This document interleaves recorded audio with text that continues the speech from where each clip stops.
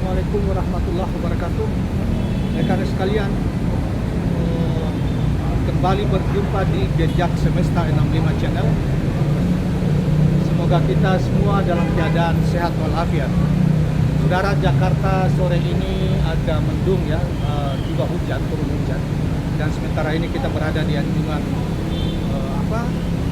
di anjungan halte busway Bundaran Hotel Indonesia. Saudara sekalian, isu-isu tentang dinamika sosial politik masih mendominasi pemberitaan media sosial dan komentar-komentar para pengamat politik maupun pengamat hukum tata negara. Saudara sekalian, hingga hari ini dinamik terutama berkaitan masalah capres dan cawapres.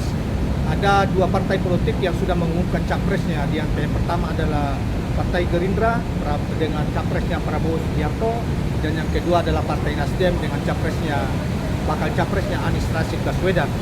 Dan banyak juga lembaga-lembaga survei yang sudah telah mengumumkan hasil survei akhir-akhir ini, dan yang paling terakhir adalah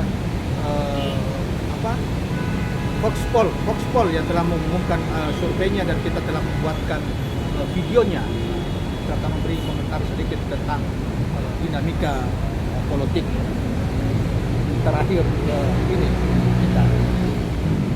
Nah, kawan-kawan sekalian, beberapa waktu yang lalu ada seorang pengamat politik sekaligus juga ahli tata negara, Profesor Refli Harun mengulas suatu masalah yang terkait dengan masalah capres dan cawapres, tetapi itu ada kaitannya dengan soal Presiden Joko Widodo dalam Presiden Joko Widodo yang dianggap memiliki siasat tertentu untuk menjegal Anies Rashid Baswedan dalam Pilpres 2024 yang akan datang. Baiklah kawan-kawan sekalian, kita coba untuk membacakan sedikit tentang analisa beliau dan beberapa informasi yang dimuat di dalam Oposisi Cerdas di Twitter.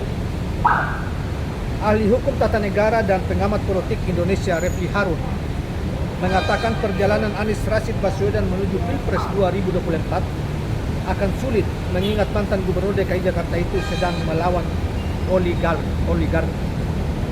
Little bit complicated sesungguhnya. Pertanyaannya adalah tentu kita lihat ya, kenapa Presiden Jokowi berkepentingan terhadap siapa yang menjadi calon presiden di 2024? Tanya Refli Harun. Jawaban sederhananya karena dia masih memiliki kepentingan setelah tidak lagi menjabat. Sederhana jawaban seperti itu. Ya memang kita, saudara sekalian, di video lain kita pernah singgung tentang Pak Jokowi itu masih punya kepentingan yang mungkin untuk kalau misalnya calonnya yang di-endorse itu memenangkan Pilpres, misalnya diduga bahwa salah satunya itu Ganjar atau itu dan bukan Puan dan lain, maka dia diambil dulu partai itu dari Ibu Megawati, ke partai PDIP dari Ibu Megawati, kemudian berkepentingan untuk bagaimana menjadikan anaknya menjadi gubernur DKI misalnya, yaitu Gibran, kemudian ada juga menantunya di Sumatera Utara, selanjutnya bisa dicalonkan sebagai gubernur Sumatera Utara. Itu diantara kepentingan yang ditugakan kepada Presiden Joko Widodo, sehingga Presiden Joko Widodo begitu banyak hal cawe-cawe di setiap kesempatan ingin mengatur Pilpres 2024 yang akan datang dengan mengatur siapa calon yang diaturnya. Nah, dan itu diduga dalam radar Jokowi ini tidak masuk orang seperti Anies Rashid Baswedan, tetapi di dalamnya ya Erlangga oke, Prabowo oke, kemudian Ganjar oke, dan Puan Maharani diduga dibuat. Nah, itu kira-kira kepentingannya, sehingga banyak orang, para pengamat diantaranya Refli Harun ini mencoba untuk menganalisa soal Pilpres dalam kaitan masalah kepentingan Presiden Jokowi. Maka menurut Refli, masyarakat bisa uraikan kepentingan apa yang sebenarnya menjadi tujuan Presiden Jokowi dari sikapnya tersebut. Jadi ketika dia 2 periode selesai, bukan selesai juga political interest-nya. tapi malah banyak hal yang barangkali kemudian menjadi beban dia, karena itu dia ingin memastikan 2024 itu tidak diisi oleh orang yang menjadi antitesis dirinya. Ya, antitesis itu yang berlawanan dengan pikiran maupun kepentingan politik dengan dirinya.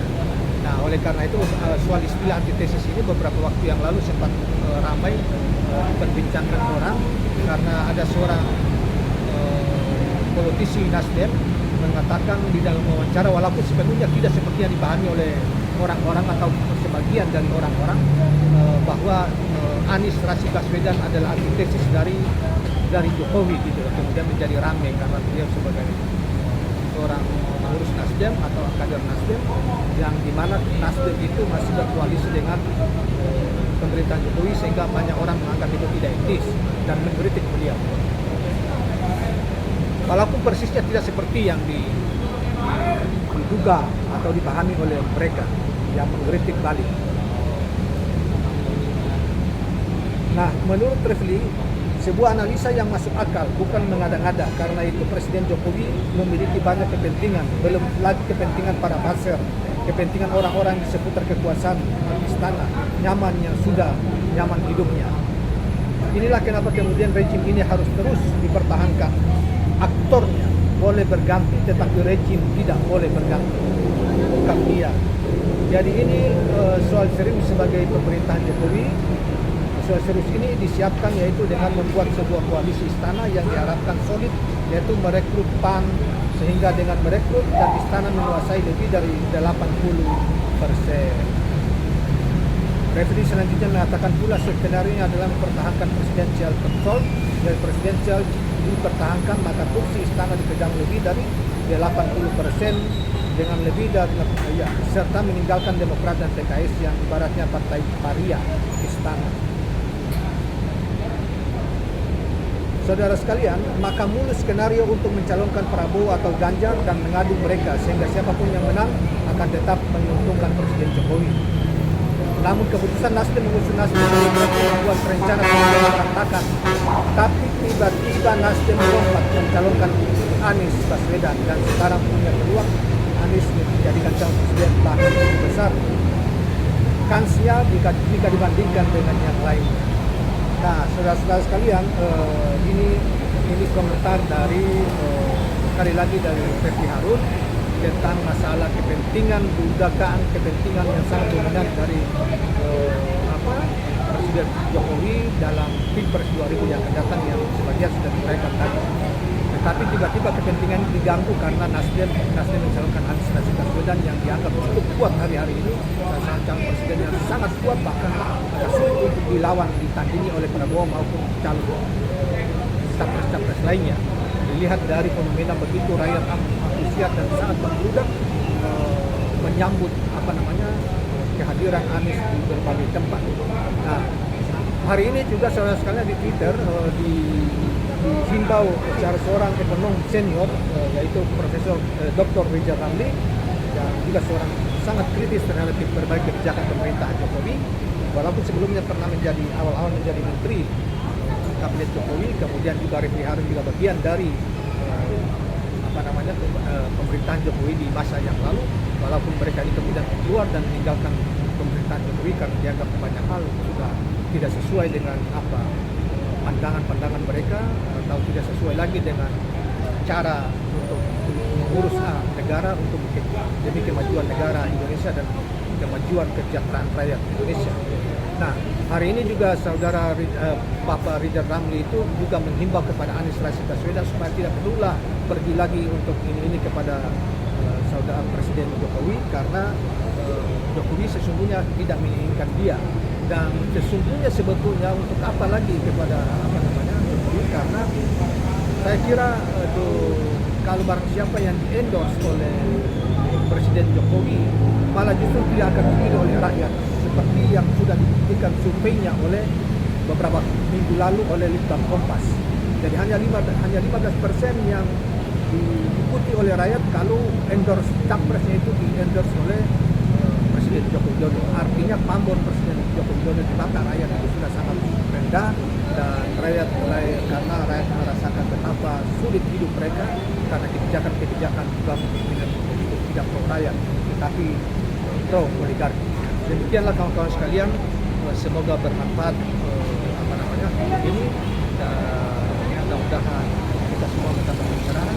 Dan jangan lupa subscribe, like, dan share channel ini. Assalamualaikum warahmatullahi wabarakatuh.